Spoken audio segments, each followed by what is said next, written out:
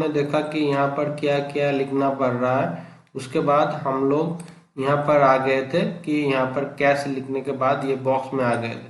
तो बॉक्स में क्या लिखना पड़ेगा, अगर एक ही एप्लीकेंट है यहाँ पर महिला सम्मान खोलना है तो एक ही एप्लीकेंट है। अगर सेविंग्स या कुछ और होता तो दो लोग होते तो अपने अपने कॉलम पे अपने आपका सब कुछ भरना पड़ेगा।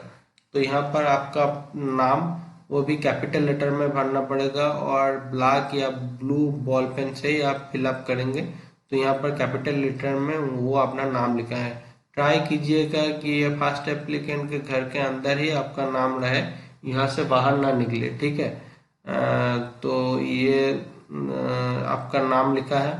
उसके बाद यहाँ पर टिक करना होता है कि हस्बैंड या फादर या मदर जिसका भी आप नाम लिखेंगे उसके माथे पर एक टिक मारेंगे और यहाँ पर उसका नाम लिख देंगे, ठीक है। यह इसके बाद होता है कि आप का जेंडर क्या है, मेल या फीमेल है। तो यहाँ पर इनका फीमेल है तो फीमेल लिख दिया। उसके बाद डेट ऑफ बर्थ इसी फॉर्मेट में आपको लिखना पड़ेगा, तो इसी फॉर्मेट में इन्होंने लिखा है।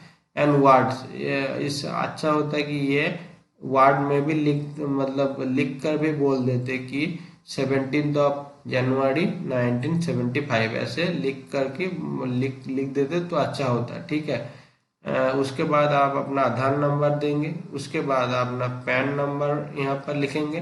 पैन नंबर अभी मैंडेटरी है, पैन नंबर अगर नहीं है तो आप अकाउंट नहीं खोल सकते। उसके बाद सिप, अगर आपको मैंने पहले ही बताया, अगर आपको सिप आईडी है, आप पहले से ही पोस्ट ऑफिस में आपका कोई अकाउंट है तो वहाँ वो अकाउंट पासबुक में आपका लिखा होगा कि मतलब सिप नंबर लिखा होगा पहले ही पेज पर, तो वो सिप नंबर लिख देंगे। अगर आप पहली बार अकाउंट खोल रहे हैं तो सिप नंबर लिखने की जरूरत नहीं है। आप अपना एड्रेस लिखेंगे, अगर गांव से हो तो विलेज, पोस्ट ऑफिस और पिन, ये मिनिमम है, ये लिखना ही पड़ता है। उसके बाद यहाँ पर परमानेंट एड्रेस है, अगर प्रेजेंट एड्रेस और परमानेंट एड्रेस सेम है तो यहाँ पर डू लिख सकते हैं। उसके बाद आप अपना फ़ोन नंबर यहाँ पर लिखेंगे। उसके बाद ईमेल आईडी अगर कुछ हुआ तो यहाँ पर लिखेंगे, अगर नहीं हुआ तो लिखने की कोई ज़रूरत नहीं है। उसके बाद आईडी प्रूफ में आप अपना पैन लिखेंगे। उसके बाद अपना पैन नंबर देंगे।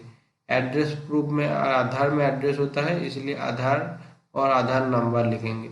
सेकेंड एप्लीकेंट के टाइम पर अगर दो जन मिल के आप खोल रहे हैं तो सेकेंड एप्लीकेंट के नाम, सेकेंड एप्लीकेंट के फादर के नाम, ऐसे ऐसे करके जो भी इस कलम में हुआ वही उनके लिए इस कलम में आप लिखते जाएंगे। उसके बाद आप सीधा नीचे आएंगे। नीचे ये फर्स्ट पेज पर आपको 3 साइन करना पड़ेगा।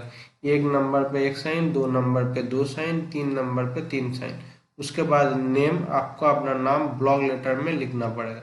अगर दो जन मिलके ये अकाउंट खोल रहे हैं तो यहाँ पर जो सेकेंड पर्सन जिसका नाम सेकेंड में आएगा वो यहाँ पर 3 टाइम साइन करेगा और उसके बाद उसका नाम ब्लॉक लेटर में लिख दीजिएगा।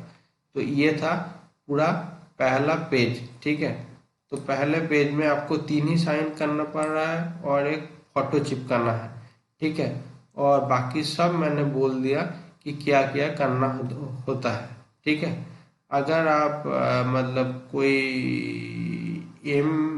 सुकन्या समृद्धि छोड़ के कोई और अकाउंट खोल रहे हैं तो यहाँ पर कुछ भी इस बॉक्स में कुछ भी आपको लिखने की जरूरत नहीं है, ठीक है।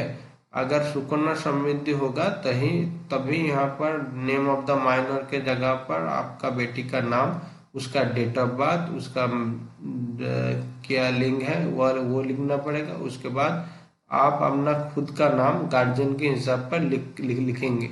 और सुकन्या समृद्धि में गार्जियन का ही सिप होता है जब अकाउंट खोलता है, तो यहाँ पर वो जो आपको गार्जियन का नाम लिखा है उसका ही सब जो डिटेल्स है वो यहाँ पर लिखेंगे, ठीक है। और अगर कोई दूसरा अकाउंट है जैसे ये महिला सम्मान है तो ये बॉक्स आप फाका छोड़ देंगे।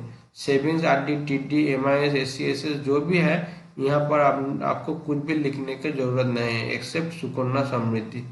तो अगले वीडियो में आप देख पाएंगे कि इस जो पत्ते हैं इस पत्ते के पिछले भाग में आपको क्या क्या करना पड़ेगा। तो थैंक यू।